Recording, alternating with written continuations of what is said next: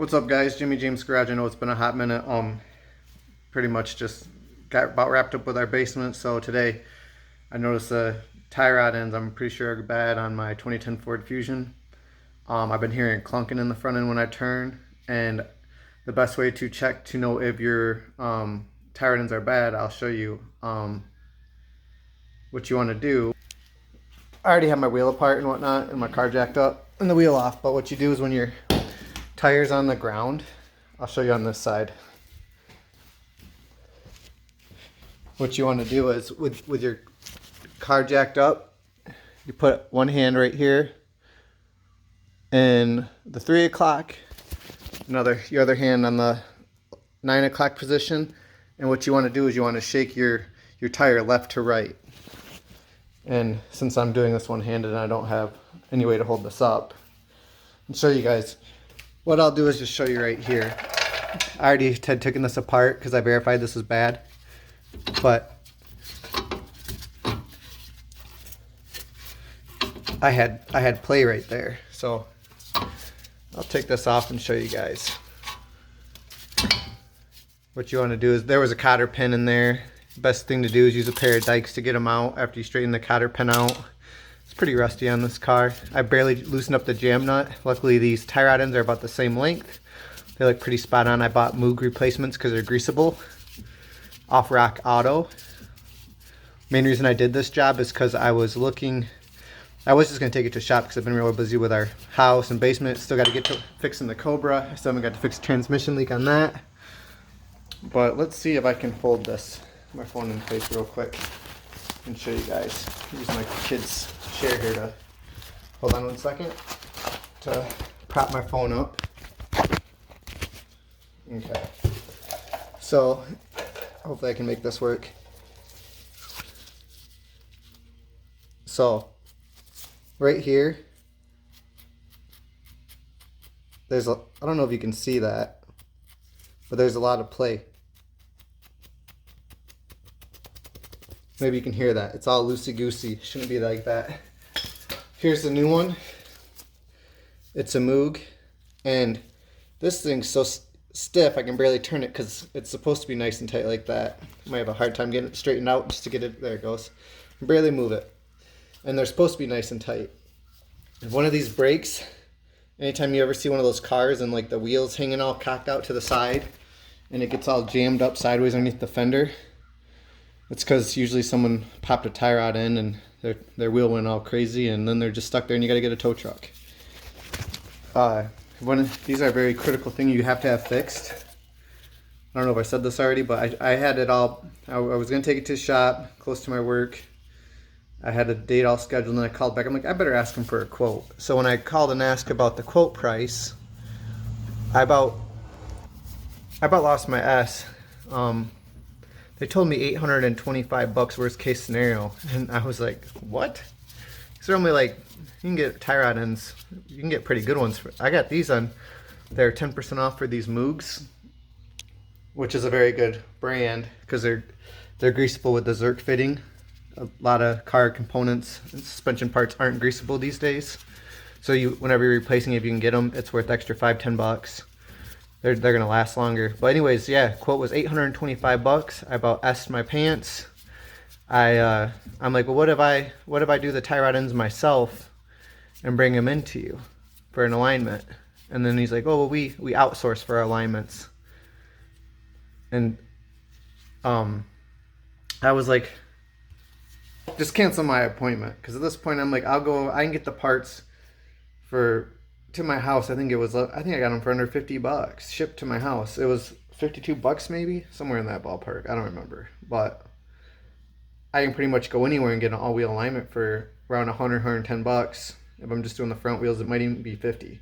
So I'm like, you're gonna tell me it's $825 when I can do this myself in my garage?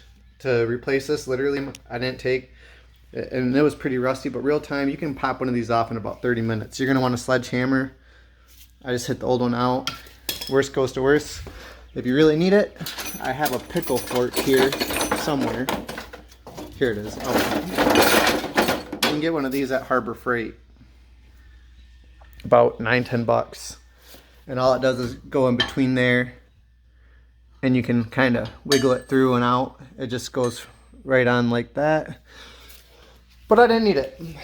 But I have one in case I do. So you can do this stuff yourself. It's not too hard. Worst case, I want to have, I think I have one up here. Yeah. You might want to just go to a hardware store and get yourself one of these little propane, I don't know what they are, but they're like a little torch, and they're pretty kick-ass. Cost you 40-50 bucks to get one of those, but yeah, I honestly don't know how people can afford to fix their cars these days. Like, I wouldn't say I'm hard up, but I'm definitely all about saving money. But 825 bucks. They did say, oh, well, that's worst case scenario for inner tie rod ends. And I already told the shop, I'm like, look, I verified. And I checked this out last time I had my car up when I changed the oil. I did that little, you just hold your wheel at the, sorry guys, got the phone. Let me see if I can, this in the right spot again on my kid's chair. I accidentally turned off my phone, so hopefully it saved that last video, but you just put your hands in the 3 and 9 and you shake it back and forth like this, and if there's play, it means that you have a bad tie rod end or inner tie rod. And then to do the front, and when you go up and down at the 12 and the 6 position, that usually lets you know if you have a bad wheel bearing.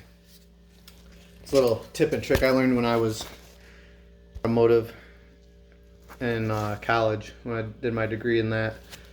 But yeah, there's just too many shops out here that are just taxed, and then I mean, with all the inflation going on in this country, I don't know. I mean, shop rate hours last I knew around 100 to 120 bucks is really high, but most shops are around 100 110 dollars an hour for shop rate. So that being said, they're only paying their mechanics maybe 15 to 20 bucks an hour, and that's on the high end, unless it's someone's been there a long time and, like, the shop manager, they're probably making more. But that's why I gave up being an auto mechanic, because when I was back in 2009, 2010, no shop wanted to pay me more than like $10 an hour starting out, and I'm like, yeah.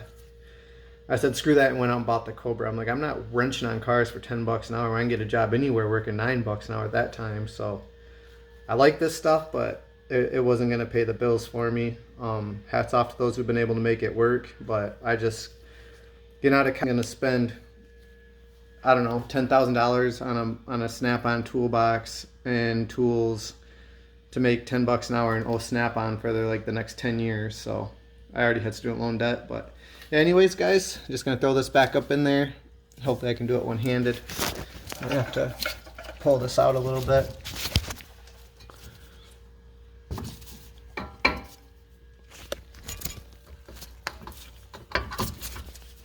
There. We'll kind of wedge it up in there. So now I gotta get the castle nut, which silly me, haven't even pulled it out of the bag. Hopefully I can do this. Might have a few videos I got to tag together because I keep hitting the wrong buttons, but you'll want your castle nut, if I can get this plastic off of it, and then you're just going to put it on like so. And my phone's definitely not going to catch that, but anyways, you just tighten that up. I'm going to need 2 hands to finish this job up, guys, but it's not too bad. And then I got a little metal cotter pin. So what you want to do is get a torque wrench, tighten that castle nut up to 35 foot-pounds. And then you're going to you might have to go just a hair tighter or looser. There's going to be a little hole in the bolt. I'll show you on this one. There's a little hole in it, and you're just going to slide your cotter pin through, and it's going to go through those grooves as well. And then you're just going to bend your cotter pin back so it doesn't fall out, and that just secures everything. But yeah, that should be it, guys. So I'm kind of rambling a lot in this video too, but planning hopefully before August is over to have everything done with the Cobra. I do got the drive shaft out. Hopefully I can pull off the tail shaft seal, or I mean the tail shaft end of the trans without having to drop the exhaust, because I really don't want to drop the exhaust because I don't have any exhaust, which is kind of a pain in the ass. Every time you do transmission work, you have to drop your exhaust, put it back in, then you trace down every little single exhaust leak and have it perfecto, and then have to tear it apart again. So we'll see what I can make happen with that. And I do have another video about manual transmissions and how they grind gears and what I found to be the best transmission fluid. I will do that in the next video, and I'll probably just record it after this just because I've been slacking. So, all right, guys, thanks for watching. Thanks for tuning in. Wish you all the best. If you like this content, it's helpful, please like, subscribe, comment. I will get back to as much as I can. Appreciate it, guys. Take care. Bye.